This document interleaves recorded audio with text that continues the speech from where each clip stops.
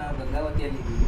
So ಯಾಕೆ ಗಂಗಾವತಿಯಲ್ಲಿದ್ದೀವಿ ಅಂತಂದರೆ ಇವತ್ತು ಒಬ್ಬ ಸ್ಪೆಷಲ್ ಗೆಸ್ಟ್ ನಮ್ಮ ಜೊತೆ ಇದ್ದಾರೆ. ಅವ್ರ ಹೆಸರು ಬಂದು ಅಶೋಕ್ ಸರ್ ಅಂತ ಹೇಳಿ. ಅವ್ರಿಗೆ ನಮ್ಮ ಪ್ರಾಡಕ್ಟನ್ನು ನಾವು ಇದಕ್ಕಿಂತ ಮುಂಚೆ ಕೊಟ್ಟಿದ್ದೀವಿ. ಅದ್ಭುತವಾದ ರಿಸಲ್ಟನ್ನು ಅವ್ರು ತೊಗೊಂಡಾರೆ. ಸೊ ಹಾಗಾಗಿ ಅವ್ರ ಬಾಯಿಂದನೇ ಅದು ಅದ್ಭುತವಾದ ರಿಸಲ್ಟ್ ಏನು, ಅವ್ರಿಗೆ ಇದಕ್ಕಿಂತ ಮುಂಚೆ ಏನು ಹೆಲ್ತ್ ರಿಲೇಟೆಡ್ ಪ್ರಾಬ್ಲಮ್ ಇತ್ತು ಅನ್ನೋದನ್ನು ಅವ್ರ ಬಾಯಿಂದನೇ ಕೇಳೋಣ. ಸರ್ ನಮಸ್ತೆ ಸರ್. ನಮಸ್ತೆ ಸರ್ ತಮ್ಮ ಹೆಸರು? ಅಶೋಕ್ ಅಂತ. ಅಶೋಕ್ ಅಂತ ಹೇಳಿ ಸರ್. ಸರ್ ಈಗ ಈ ಪ್ರಾಡಕ್ಟ್ ತೊಗೊಳೋಕ್ಕಿಂತ ಮುಂಚೆ ನಿಮ್ಗೆ ಏನು ಹೆಲ್ತ್ ರಿಲೇಟೆಡ್ ಪ್ರಾಬ್ಲಮ್ ಫೇಸ್ ಮಾಡ್ತಿದ್ದೀರಿ ಸರ್? ಸಮಥಿಂಗ್ 6 ತಿಂಗಳಿಂದ ನನಗೆ ಶುಗರ್ ಇತ್ತು. ನಾನು ಟೆಸ್ಟ್ ಮಾಡಿಸಿದ್ರು ನೆಗ್ಲೆಕ್ಟ್ ಮಾಡಿದ್ದೆ. ಫೆಬ್ರವರಿ 28, 2026 ಜ್ವರ ಥರ ಕಂಡಿತು. ಆವಾಗ ದವಾಖಾನೆಗೆ ಹೋದಾಗ ಶುಗರ್ ಟೆಸ್ಟ್ ಮಾಡಿಸಿದ್ರು. 382 ಶುಗರ್ ಬಂತು.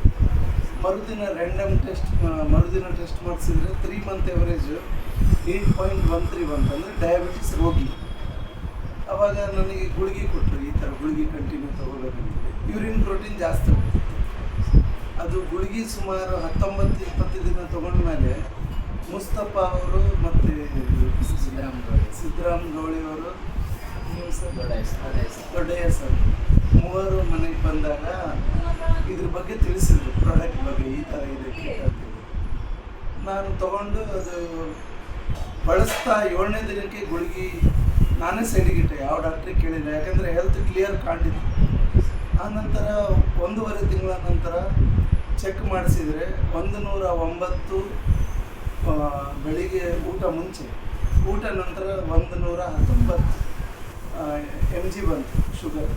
ಅಂದರೆ ನನಗೆ ನಾರ್ಮಲ್ ಸ್ಟೇಜಲ್ಲಿದೆ. ಚೆಕ್ ಮಾಡೋನು ಕೂಡ ಅದೇ ಅಂದ, ನೀನು ಗುಳಿಗೆ ತೊಗೊಳ್ಳೋ ಅವಶ್ಯಕತೆ ಇಲ್ಲ, ಡಯಾಬಿಟಿಸ್ ರೋಗಿ ಅಲ್ಲವೇ ಅಲ್ಲ.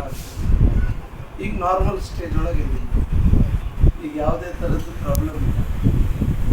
ಸರ್ ಈಗ ಸಾಕಷ್ಟು ಜನ ಇದೆ ನಿಮ್ಮ ಥರ ಶುಗರ್ ಪೇಷಂಟ್ಸ್ ಹೊರಗೆ ಸಾಕಷ್ಟು ಜನ ಇದೆ. ಅಂದರೆ ಅವರಿಗೆ ಕಡಿಮೆ ಮಾಡ್ಕೋಬೇಕಂದ್ರೆ ಏನು ಮಾಡ್ಬೇಕು ಅನ್ನೋದು ಗೊತ್ತಿಲ್ಲ. ಅವ್ರವ್ರು ಏನೇನೋ ಟ್ರೈ ಮಾಡಿಕೊಂಡು ಇನ್ನೂ ಹೆಲ್ತನ್ನು ಕೆಡಿಸ್ಕೊಳ್ಳೋರಿದ್ದಾರೆ. ಅಂಥವ್ರಿಗೆ ಒಂದು ಸಜೆಷನ್ ಏನು ಹೇಳ್ತೀವಿ ಸರ್? ಸಜೆಷನ್ ಏನಂದರೆ ಇದ್ರ ಜೊತೆಗೆ ಆಹಾರ ಸೇವನೆ ಚೆನ್ನಾಗಿದೆ. ಆಹಾರ ಸೇವನೆ ಬೆಳಿಗ್ಗೆ ವಾಕಿಂಗ್ ಮಾಡಬೇಕು, ರಾತ್ರಿ ವಾಕಿಂಗ್ ಮಾಡಬೇಕು, ಊಟ ಆದಮೇಲೆ ಸ್ವಲ್ಪ ಹೊತ್ತು ವಾಕಿಂಗ್ ಮಾಡಬೇಕು. ಊಟದ ಪದ್ಧತಿ ಕೂಡ ಅದ್ರ ಜೊತೆಗೆ ಚೆನ್ನಾಗಿದ್ರೆ ಇದು ವರ್ಕ್ ಚೆನ್ನಾಗಿರುತ್ತೆ.